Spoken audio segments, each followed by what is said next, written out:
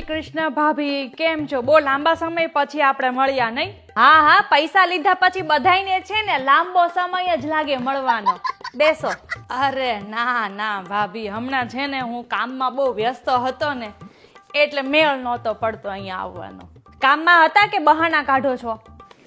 હું છે ને એકચ્યુઅલી ભાભી વિચારતો જ હતો કે થોડાક સમયમાં છે ને તમારા પૈસા હું પાછા આપી જ જાઉં.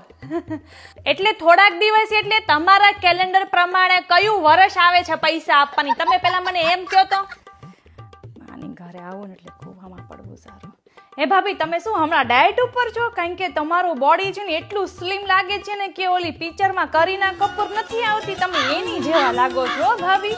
નહીં નહીં તમે છે ને મારી ઉપર છાટા મારવાનું બંધ કરો. ગયા અઠવાડિયે એવું કહેતા હતા કે તું શ્રીદેવી લાગ્યો છો ને એના અઠવાડિયે તમે એવું કહેતા હતા કે તું જયાપ્રદા જેવી લાગે છો ને અત્યારે મને કરીના કપૂર હારે સરખામણી કરી દીધી. ક્યાં તમને કયા મોઢા પર હું તમને એવી લાગુ છું? તમે છે ને આ બધું લપેટવાનું મારી ઉપર તો તમે કરતા જ નહીં. મને બધી જ ખબર છે. પૈસા ના આપવાની રીત છે ને એ તો મને બધી જ ખબર છે ભાઈ. હું રગોરગ બધાયને જાણું છું. હું છે ને એકચ્યુઅલી એટીએમ જવાનો જ હતો પણ રસ્તામાં છે ને તમારું ઘર આવી ગયું ને તો હું અહીંયા આવી ગયો તમને મળવા માટે.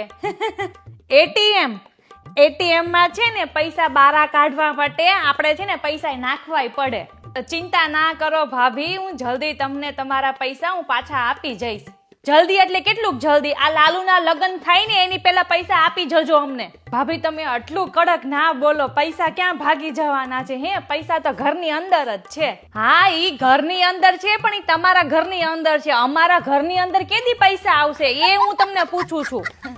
કઈ વાંધો નહીં, સારું ચાલો તો ભાભી હું નીકળું. હે, હું જલ્દી ફટાફટ છે ને તમને તમારા પૈસા હું પાછા આપી જ જઈશ. હા સારું, ચલો આવજો. જય શ્રી કૃષ્ણ.